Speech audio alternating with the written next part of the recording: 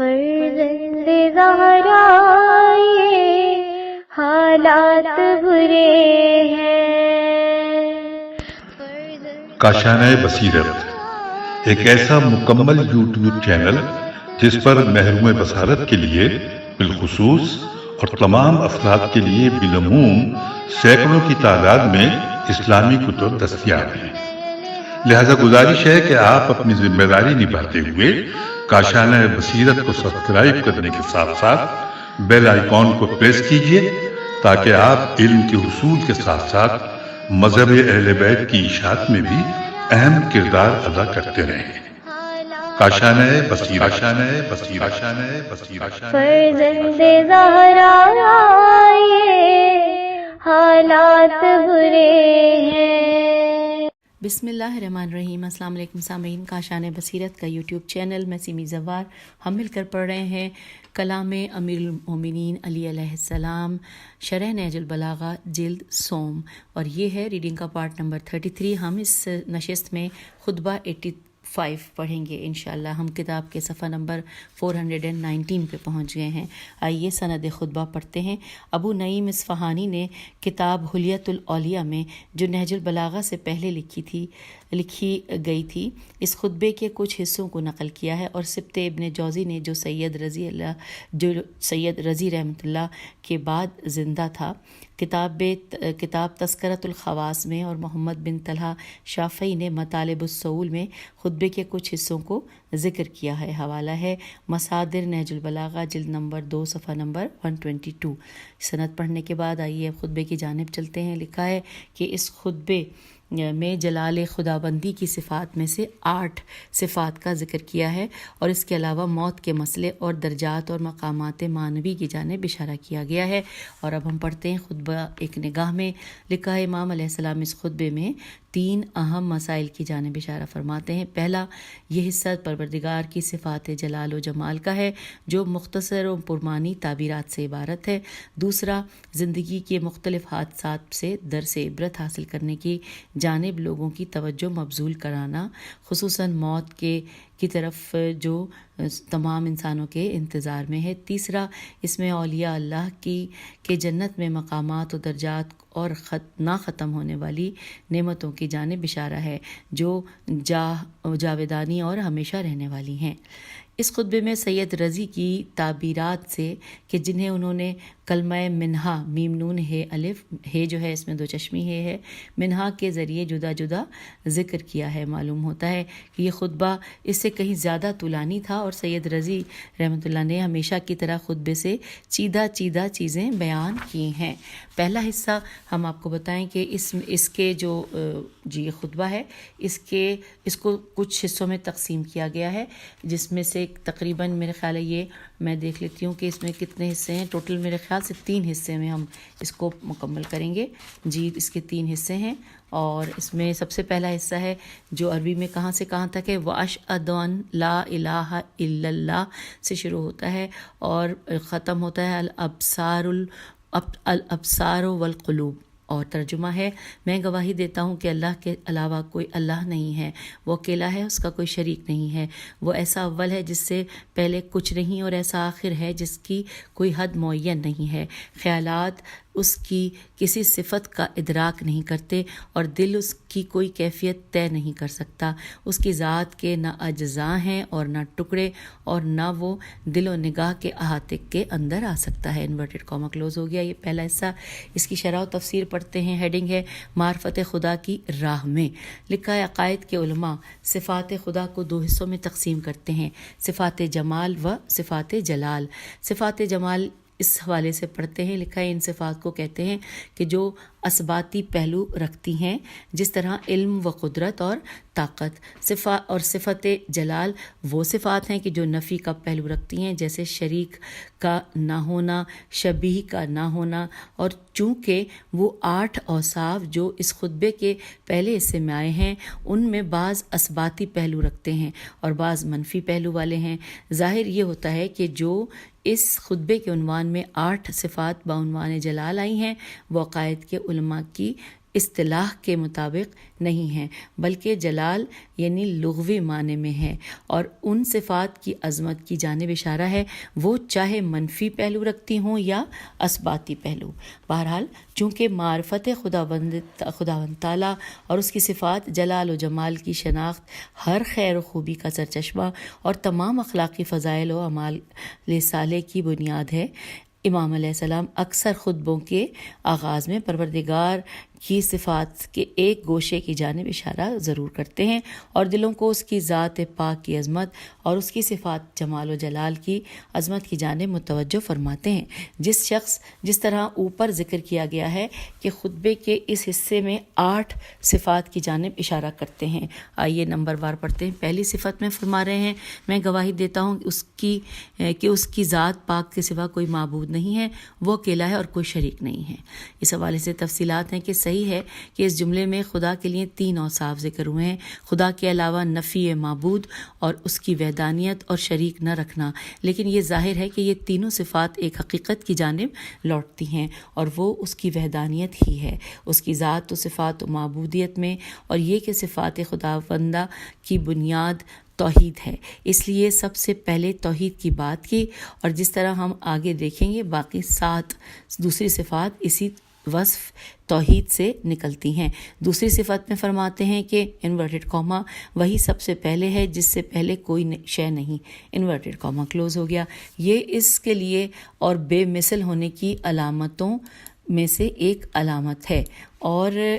کیونکہ وہ ایک بے پایاں وجود ہے اور ایسا وجود ازلی ہے جو ہر چیز سے پہلے تھا اور ہر چیز کے بعد ہوگا، کیونکہ اگر کوئی چیز اس سے پہلے موجود ہو تو اس کی ازلیت باقی نہیں رہتی۔ اب تیسری صفت میں فرماتے ہیں انورٹڈ کاما کہ وہ ایسا آخری ہے جس کی کوئی انتہا نہیں ہے، انورٹڈ کاما کلوز، جیسا کہ اوپر ارشاد ہوا کہ یہ اس کی ذات کے بے پایاں ہونے کا نتیجہ ہے، اور دوسرے الفاظ میں اس کی بے ہمسری، یہ واضح ہے بے ہمسری،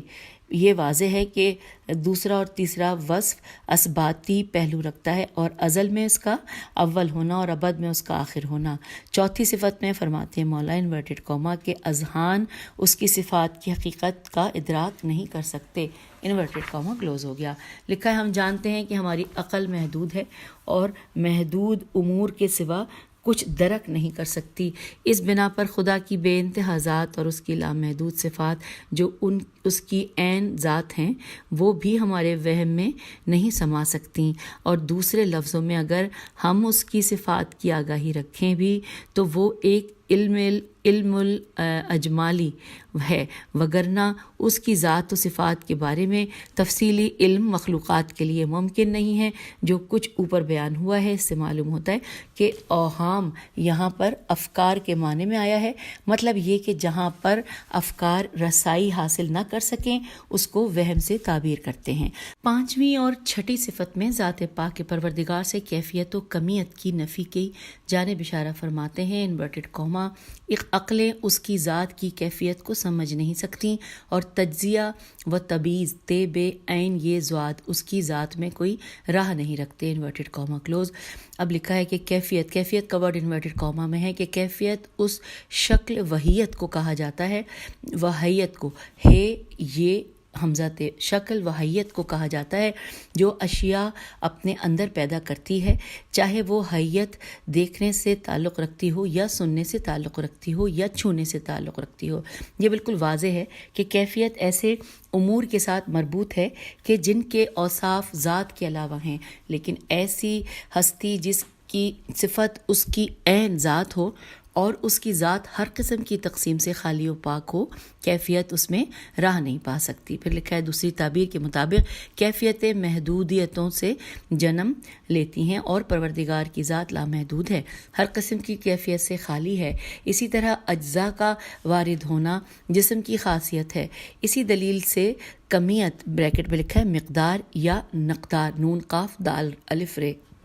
تو اسی دلیل سے کمیت مقدار یا نقدار کو جسم کے عوارض عین واو الف ریز واد میں سے شمار کیا گیا ہے، اور چونکہ خداوند تعالیٰ جسم نہیں رکھتا اس لیے اجزاء اور کمیت سے اس کی ذات پاک ہے۔ دوسری تعبیر کے مطابق کمیت وہاں آتی ہے جہاں افزائش اور کمی کی گنجائش ہو۔ خداوند متعال کا وجود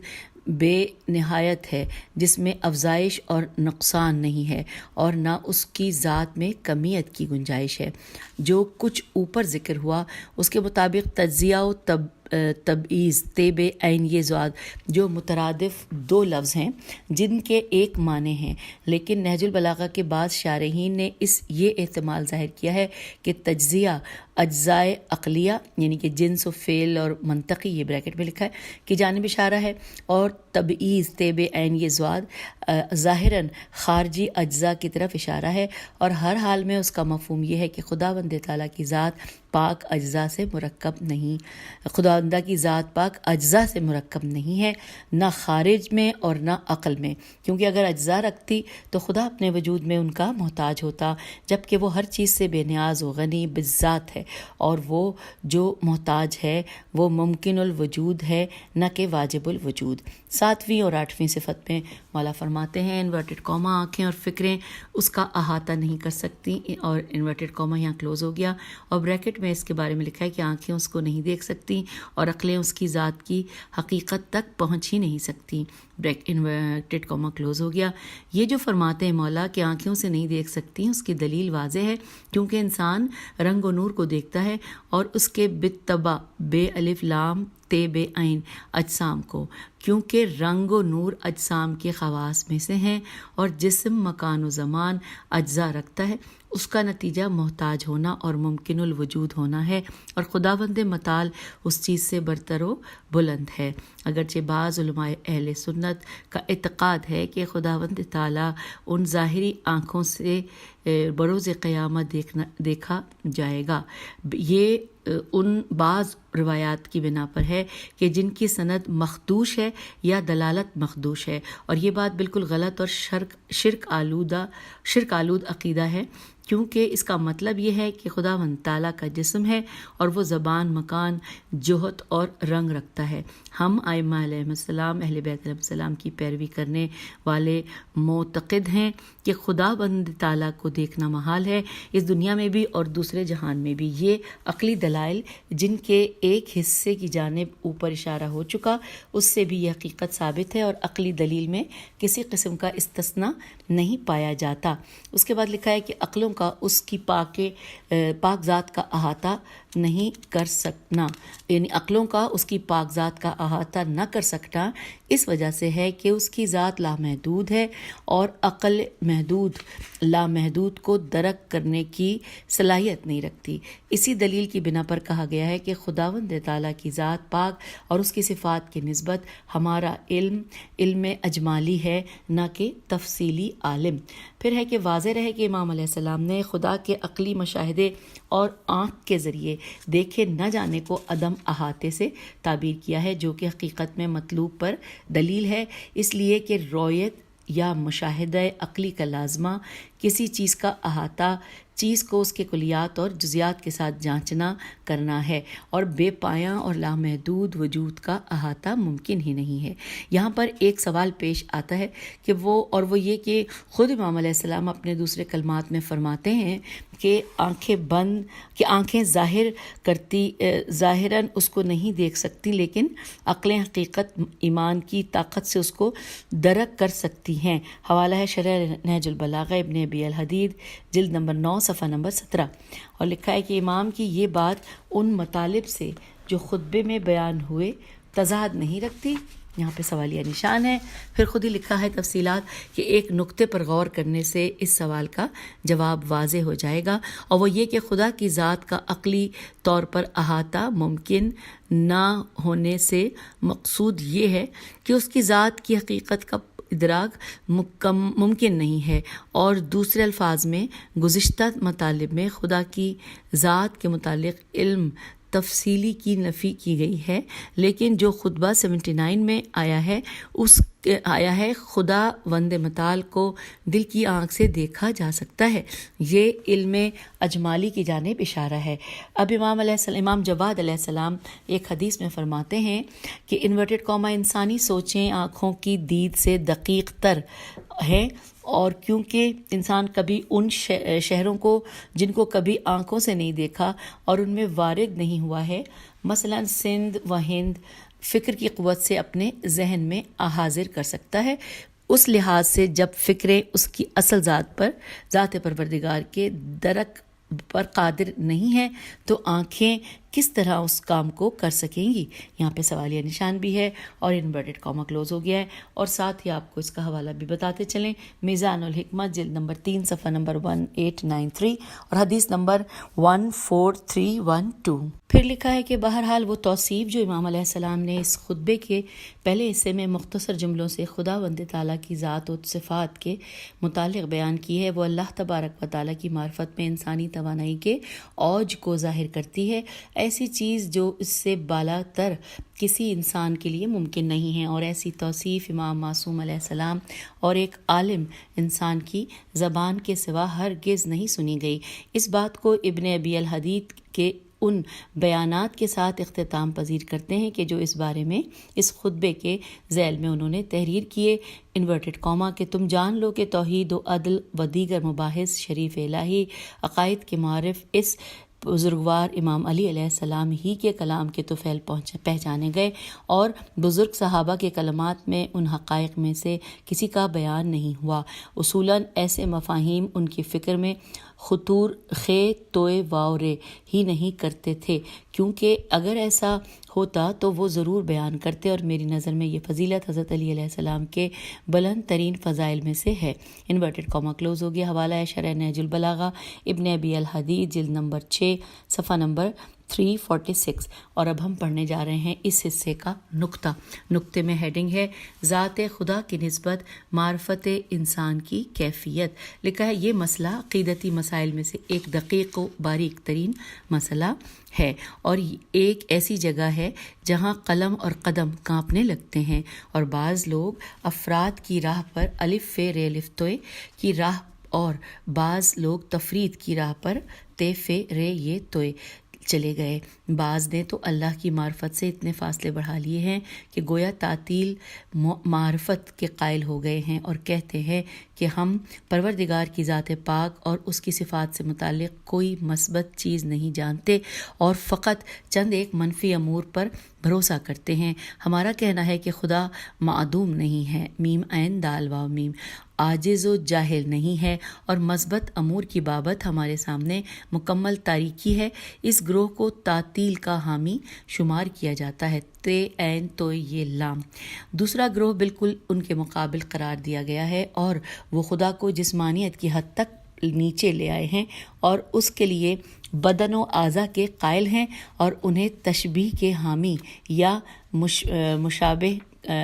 میم شین بے ہے مشبہ کہا جاتا ہے۔ لکھا ہے تعطیل اور تشبیہ جو کہ خطا اور گمراہی پر ہیں اور قرآن اور تعلیمات اسلامی سے بے گانہ ہیں، بے گانہ، بے بڑیے گاف الف نون ہے۔ ان کے درمیان ایک تیسرا راستہ موجود ہے، اور وہ خدا کی ذات و صفات کی اجمالی معرفت ہے، بغیر اس کے اس کی ذات و صفات کی حقیقت تک پہنچیں۔ اس سے واضح تر تعبیر سے کہ جب ہم اس عالم ہستی پر نگاہ ڈالتے ہیں اور عظیم قدرت اور علم و حکمت کے عظیم آثار کو ہر جگہ ملاحظہ کرتے ہیں تو ہمیں اس بات کا بخوبی ادراک ہو جاتا ہے کہ یہ پیچیدہ اور عجیب نظام، یہ ظرافت و لطافت اور محکم قوانین ایک ایسے مبدع میم بے دال الف حمزہ مبدع سے وجود پاتے ہیں جو بے انتہا علم و قدرت کا مالک ہے، اور یہیں سے ہم ایک اجمالی معرفت کی صورت میں اس کی ذات پاک کا ادراک کرتے ہیں۔ دوسری جانب سے ہم جب اس کی ذات میں فکر کرتے ہیں کہ اس کی حقیقت کیا ہے، وہ نور ہے یا مافوق نور ہے، بسیط و خالص ہستی ہے، ہم نہیں سمجھ سکتے کہ وہ کیا ہے۔ ہم جانتے ہیں کہ وہ جسم و جسمانیت سے بالاتر اور خیال، گمان، قیاس اور وہم سے برتر ہے، اور جو کچھ ہم نے دیکھا، پڑھا اور لکھا ہے اس کی ذات اس سے بلند تر ہے۔ وہ بے انتہا علم و قدرت والا ہے، لیکن اس کی قدرت و علم کی کیفیت و مقدار کیا ہے یہ ہمارے لیے واضح نہیں ہے۔ نیکسٹ پیراگراف میں ہے کہ ہم اس خدا کو اپنی فکر میں جگہ دینے اور اس کی حقیقت تک رسائی کی جتنی بھی کوشش حاصل کریں وہ ہماری فکر میں نہیں سما سکتا۔ اور ایک عرب شاعر کے بقول کہ ہم جب بھی اس کی ذات کی حقیقت سے ایک بالشت قریب ہوتے ہیں تو 1 میل تک پیچھے چلے جاتے ہیں، انورٹڈ کاما کلوز۔ اس کے علاوہ کچھ ہو بھی تو نہیں سکتا، کیونکہ ہم چھوٹے اور محدود ہیں اور وہ بڑا ہے اور لامحدود ہے۔ حضرت امام جعفر صادق علیہ السلام کے فرمان کے مطابق کہ انورٹڈ کاما میں مولا کا فرمان ہے کہ یہ سورج مخلوقات خدا میں سے ایک ہے، تو اس کی جانب آنکھ بھر کر نہیں دیکھ سکتا تو جب تو سورج کو آنکھ بھر کر نہیں دیکھ پائے تو وہی ہے جو تو کہتا ہے، بریکٹ میں لکھا ہے انورٹڈ کاما میں، کہ اس بات کی جانب اشارہ ہے کہ پھر تو سورج کو پیدا کرنے والے کو بھی دیکھ سکے گا۔ یہاں پر بریکٹ کلوز ہو گیا اور حوالہ ہے اصول کافی جلد نمبر 1 صفحہ نمبر 93۔ آگے چلتے ہیں۔ حقیقت میں امام علیہ السلام کا مقصود یہ ہے کہ ہم اپنی قدرت دیدہ و فکر کو اس ذات پاک و لامحدود کے مقابلے میں مشخص و معین کریں۔ اس لیے لازم ہے کہ خدا بند کی درگاہ میں سر جھکا کر دست بدعا ہوں اور وہی جملے جو امام علیہ السلام اس بارگاہ میں پیش کرتے ہیں ہم بھی عرض کریں۔ آئیے امام کے کلام میں جو الفاظ ہم پیش کرتے ہیں، انورٹڈ کاما، اے ہمارے معبود، سوچنے والوں کو دور پرواز سوچیں حیران ہو گئیں۔ دوبارہ پڑھتے ہیں، اے ہمارے معبود، سوچنے والوں کی دور پرواز سوچیں حیران ہو گئیں اور دیکھنے والوں کی نگاہیں کوتاہ ہو گئیں اور تو توصیف کرنے والے کے کو توصیفات میں متلاشی ہو گئیں اور بے ہدا گوئی کرنے والوں کی باتیں کمزور ہو گئیں، اس سے کہ تیری ذات پاک کی تعجب میں ڈالنے والی چیز کو درک نہیں کریں یا تیرے مقام اعلیٰ کو سمجھ سکیں۔ تو غیر متناہی موقعیت رکھتا ہے، میم واو قاف عین یہ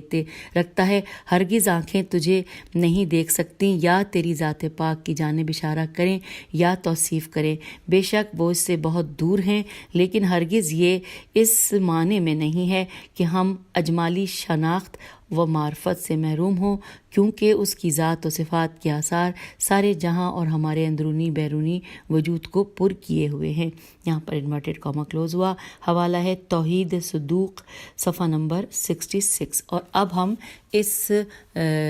جو خطبہ ہے، خطبہ 85، اس کا دوسرا حصہ پڑھنے کے لیے آغاز کرتے ہیں، جو عربی کہاں سے شروع ہو کے کہاں ختم ہے میں آپ کو بتاؤں۔ وَمِنْهَا تعیزو، یہاں سے شروع ہوا ہے اور ختم ہو رہا ہے علیہا بے عملہا۔ اور اب آئیے اس کا ہم ترجمہ پڑھتے ہیں کہ بندگان خدا، مفید عبرتوں سے نصیحت حاصل کرو اور واضح نشانیوں سے عبرت لو اور بلیغ بے لام یہ غیر ڈرانے والی چیزوں سے اثر قبول کرو اور ذکر و مواعظت میم واو عین زوئے تے سے فائدہ حاصل کرو۔ یہ سمجھو کہ گویا موت اپنے پنجے تمہارے اندر گاڑ چکی ہے اور امیدوں کے رشتے تم سے منقطع ہو چکے ہیں اور دہشت ناک حالات نے تم پر حملہ کر دیا ہے اور آخری منزل کی طرف لے جانے کا عمل شروع ہو چکا ہے۔ یاد رکھو کہ ہر نفس کے ساتھ ایک ہنکانے والا ہے اور ایک گواہ رہتا ہے۔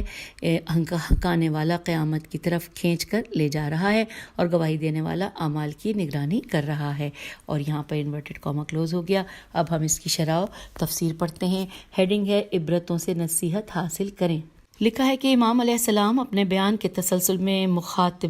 مخاطبین کو ساتھ لے کر اپنے ساتھ ماضی کی تاریخ اور حیات بشر کے عبرت آمیز حوادث کی جانب لے کر ان کی سرنوشت کو آئینہ تاریخ میں دکھاتے ہیں۔ پہلے جملے میں مولا فرما رہے ہیں انورٹڈ کاما، اے بندگان خدا، فائدہ مند اور عبرت آمیز دروس سے نصیحت حاصل کرو، انورٹڈ کاما کلوز۔ تاریخ کے قوت مندوں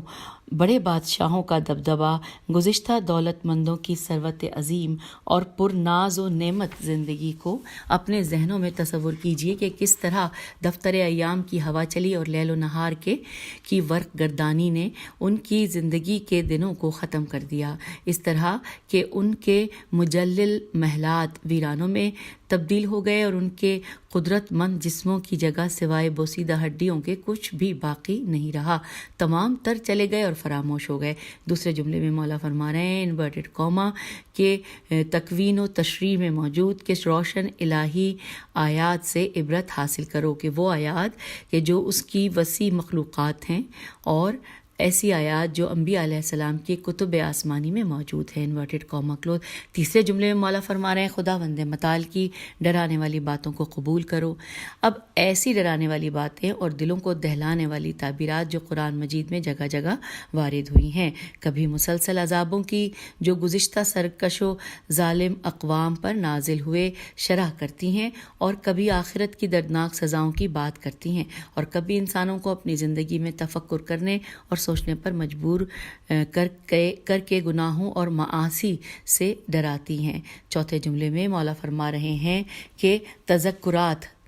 और मवाइज़ मीम वालिफ ऐन ज़ो से फ़ायदा हासिल करो कि ये तुम्हारे लिए फ़ायदेमंद हैं। अब इन चार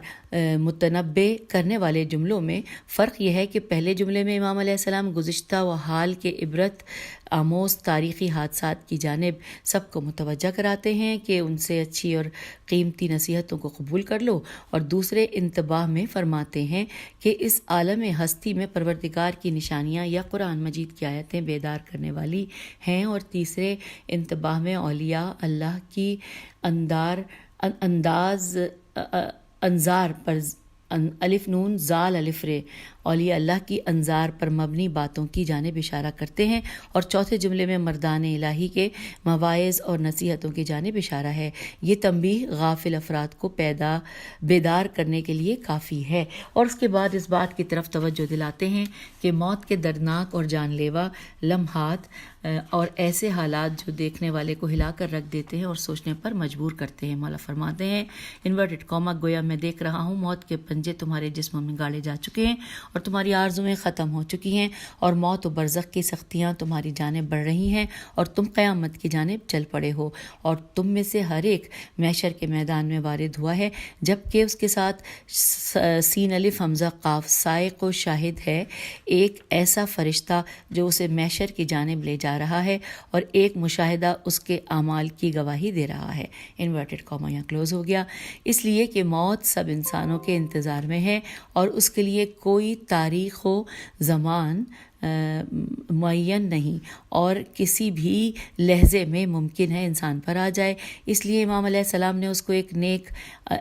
एक अंजाम पजीर अमर की सूरत में ज़ाहिर किया है, और फरमाते हैं कि गोया मैं देख रहा हूँ कि तुम लोग मौत के पंजों में जकड़े हुए हो, मौत के सकरात सीन काफ रे अलिफ तेब से तुमको अपनी वहशतनाक अमवाज में ले लिया है, और तुम्हारी आरज़ुएं ख्वाब व ख़याल वो शराब की के मिसल तुम्हारे मुकाबिल खड़ी हैं, और ये आरज़ुएं बतौर कुल्ली क़ता हो गई हैं, और इस दुनिया से दूसरी दुनिया की जानिब इंतकाल हो चुका है, और उसके बाद मैशर में पेशी, और वो भी दो मामूरीन इलाही के साथ तय शुदा है। फिर आगे लिखा है कि खुतबा नंबर 204 में बिल्कुल इन्हीं ताबीरात की तरह आया है कि इन मिसालों में इमाम अलैहिस्सलाम मौत को ऐसे दरिंदा हैवान से तशबीह देते हैं कि जो इंसान के जिस्म गले को अपने पंजे में जकड़ लेता है और उसे अपना लुक़मा बनाता है, जबकि इंसान अपने दिफा की कुदरत भी नहीं रखता, बल्कि दुरुस्त है कि मौत की ताकत के मुकाबले में इंसान कमज़ोर व नातवां है।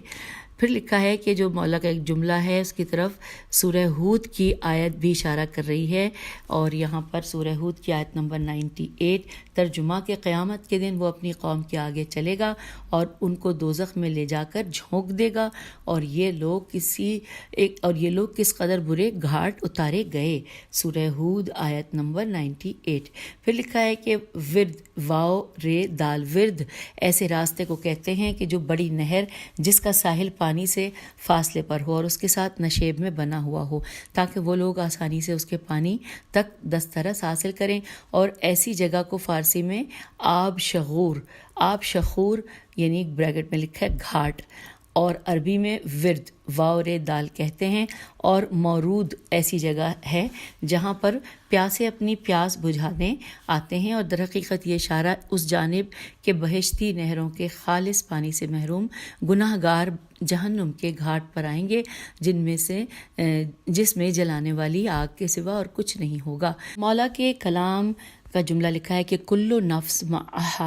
معہا سائق و شہید، کا جملہ سورہ قاف کی آیت سے لیا گیا ہے کہ جس میں خداوند تعالیٰ فرماتا ہے کہ اور ہر شخص ہمارے سامنے حاضر ہوگا کہ اس کے ساتھ ایک فرشتہ ہنکانے والا ہوگا اور ایک اعمال کا گواہ، سورہ قاف آیت نمبر 21۔ اس بارے میں کہ سائق اور شہید کس جانب اشارہ ہے، مفسرین قرآن اور شارحین نہج البلاغہ کے کلام میں مختلف تفسیریں موجود ہیں۔ بعض کی رائے میں سائق نیکیاں لکھنے والا فرشتہ ہے اور شہید گناہ لکھنے والا فرشتہ ہے، اور بعض کہتے ہیں کہ سائق اللہ کا ایک فرشتہ ہے اور شہید انسانی بدن کے اعضاء یا اس کا وہ نامہ اعمال ہے جو اس کی گردن میں آویزاں کیا جائے گا۔ یہ احتمال بھی دیا گیا ہے کہ سائق اور شہید ایک ہی فرشتے کے دو نام ہیں جو دو کام انجام دیتا ہے، انسان کو میدان حشر کی جانب ہانکے گا اور اس کے اعمال پر گواہ بھی ہوگا، اور نیز کہا گیا ہے کہ سائق وہ فرمان الہی ہے جو انسان کو محشر کی جانب سزاوار جزا کے لیے لے جائے گا، اور شاہد پیغمبر صلی اللہ علیہ وآلہ وسلم، علماء یا عقل انسان اور اس کے اعضاء ہیں۔ لیکن یہ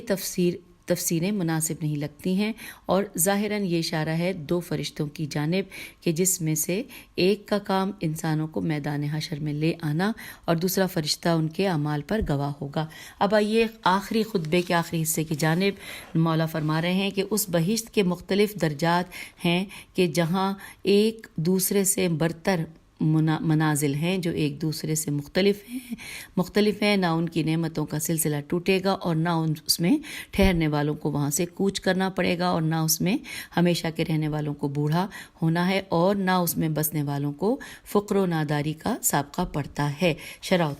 تفسیر بہشتی درجات یہ ہیڈنگ ہے۔ خطبے کے آخری حصے میں مولا فرماتے ہیں گزشتہ حصوں میں مذکورہ انتباہ کے بعد بہشت کی روح پرور نعمتوں اور اللہ کی جانب سے بہشتوں پر ہونے والی دیر پا عنایات سے متعلق سخن آرائی فرما رہے ہیں تاکہ انذار اور بشارت کا ایک حسین امتزاج ہو اور خوف و رجا کی کیفیت انسان میں عوض کر آئے عین واو دال، اور ان کے نتیجے میں اللہ کی جانب سے بازگشت اور تکامل کی طرف بڑھنے کے اسباب ہر پہلو سے مکمل ہوں۔ حضرت علی فرماتے ہیں کہ اس بہشت کے مختلف درجات ہیں جہاں ایک دوسرے سے برتر منازل ہیں جو ایک دوسرے سے مختلف ہیں۔ امام علیہ السلام بات کو اس انداز سے بیان فرماتے ہیں کہ ہر انسان کا جو مقام و مرتبہ ہے اسے وہ کافی نہ سمجھے، بلکہ مسلسل کامیابی اور ترقی کے لیے ہمت کے ساتھ کوشش کرتا رہے، اپنے علم و عمل میں اضافہ کرے اور خود سازی و تہذیب زندگی کی طرف قدم بڑھاتا رہے۔ ظاہر ہے جس قدر انسان ایمان، عمل اور اخلاق میں کامل ہوگا اسی حساب سے معنوی اور مادی وسائل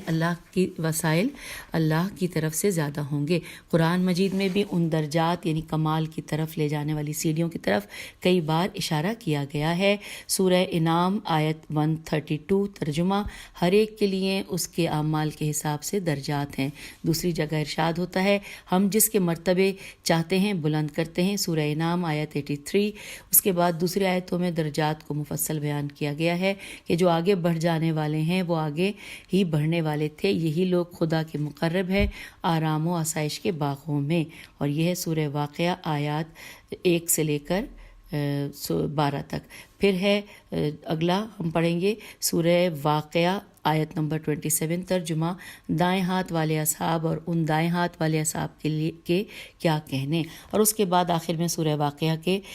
بھی دو گروہوں کی طرف اشارہ ہوا ہے۔ ارشاد خداوندی اگر وہ مرنے والا خدا کے مقربین میں سے ہے تو اس کے لیے آرام و آسائش ہے، خوشبودار پھول اور نعمت کے باغ ہیں، اور اگر وہ دائیں ہاتھ والوں میں سے ہے تو اس سے کہا جائے گا کہ تم پر دائیں ہاتھ والوں کے طرف سے سلام ہو۔ یہ سورہ واقعہ کی آیت 88 سے لے کے 91۔ اور اب آخری صفحہ ہم پڑھ رہے ہیں کہ قرآن مجید نے دیگر آیات میں عمل صالح انجام دینے والے مومنین کے ایک گروہ کو جنات عدن عین دال نون، کچھ گروہوں کے لیے جنات ماوا اور کچھ گروہوں کے لیے جنات فردوس اور کچھ کے لیے جنات نعیم شمار کیا ہے۔ ہو سکتا ہے ان میں سے ہر ایک اہل بہشت کے لیے کئی مقامات کی طرف اشارہ ہو۔ اور اس کے حوالے سے لکھا ہے مزید معلومات کے لیے پیام قرآن میں بہشتوں کے مقامات کے عنوان سے جلد نمبر 6 صفحہ نمبر 345 پر رجوع کریں۔ پھر لکھا ہے پیغمبر اکرم صلی اللہ علیہ وآلہ وسلم فرماتے ہیں بہشت میں 100 درجے ہیں، ہر ایک کے مابین زمین و آسمان کے درمیان کا فاصلہ ہے، سب سے اونچا درجہ فردوس ہے، اس بہشت میں 4 نہریں بہتی ہیں، پس اللہ سے کسی چیز کی حاجت ہو تو فردوس کو طلب کرو۔ اور یہاں پر حوالہ ہے بحار الانوار جلد نمبر 8 صفحہ نمبر 89۔ دوسری حدیث میں فرماتے ہیں اہل بہشت علیین والوں کو آسمان کے ستاروں کی طرح دیکھتے ہیں۔ حوالہ ہے منہاج البراءت جلد نمبر 4 صفحہ نمبر 119۔ معلوم ہوا کہ اگر صالح مومنین کے ایمان اور عمل کے اعتبار سے مختلف ہوں گے تو بہشت میں ان کے مقامات میں بھی تفریق ہوگی۔ اوپر کی حدیث میں 100 سے مراد تکسیری تے کاف سے یہ رے چھوٹی ہے، یعنی تعداد کے اعتبار سے 100 سے بھی زیادہ مقامات ہو سکتے ہیں، اور یہ بھی ممکن ہے کہ اصل درجات 100 ہوں اور ان میں سے ہر ایک کے مزید درجے ہوں۔ قرآن میں ارشاد ہوتا ہے سورہ طٰہٰ آیت نمبر 75 کے، اور جو شخص اس کے سامنے ایماندار ہو کر حاضر ہوگا اور اس نے اچھے اچھے کام بھی کیے ہوں گے تو ایسے ہی لوگ ہیں جن کے لیے بڑے بڑے بلند رتبے ہیں۔ اور یہاں پہ بریکٹ میں لکھا اشارہ ہے کہ درجات میں بھی فرق ہوگا۔ حضرت امام زین العابدین علیہ السلام سے روایت ہے کہ خداوند عالم نے آیات قرآنی کے برابر بہشت کے درجات مقرر کیے ہیں۔ جو قرآن کی تلاوت کرتا ہے اسے کہا جائے گا کہ قرآن پڑھو اور بلندیاں حاصل کرو۔ حوالہ ہے بحار الانوار جلد نمبر 8 صفحہ نمبر 133۔ امیر المومنین بہشت اور اس کے درجات کے متعلق فرماتے ہیں جن میں سے ہر ایک درجہ توجہ کا طالب ہے۔ پہلا درجہ بہشت کی نعمتیں ہمیشہ رہیں گی اور ختم نہیں ہوں گی، دنیاوی نعمتوں کی طرح نہ کم اور نہ زیادہ ہوتی ہیں، نہ خراب ہوں گی اور نہ نیست و نابود ہوں گی، جیسا کہ سورہ رعد میں آیا ہے کہ اور اس کا سایہ بھی لازوال ہے، سورہ رعد آیت نمبر 35۔ دوسرا درجہ ہے ولا یزعن مقیمہا، نہ اس میں ٹھہرنے والوں کو وہاں سے کوچ کرنا پڑے گا، یعنی کہ اس کی نعمتیں بھی جاودانی ہیں اور ان کے رہنے کی جگہ بھی۔ تیسرا درجہ ہے کہ جہاں لکھا ہے ولا یحرما خالدہا، زمانے کے گزرنے کے ساتھ بہشت کے رہنے والے بوڑھے نہیں ہوں گے۔ اور چوتھا درجہ ہے کہ اور نہ اس میں بسنے والوں کو فقر و ناداری کا سامنا پڑھنا ہے۔ اور یہاں پہ اس کے بعد آخری 2 لائنیں ہیں کہ انہیں حالات کی سختیاں پیش نہیں آئیں گی اور وہ لوگ ایسی جگہ میں ہوں گے کہ سختیوں میں گرفتار نہیں ہوں گے۔ مختصر یہ کہ جنت ایسی جگہ ہے جو نور و برکت سے پر ہے اور ہر قسم کی مشکلات و تکالیف سے خالی ہے۔ سامعین، یہاں پر خطبہ نمبر 85 مکمل ہوا۔ آپ سے اجازت چاہتے ہیں۔ خدا حافظ، فی امان اللہ۔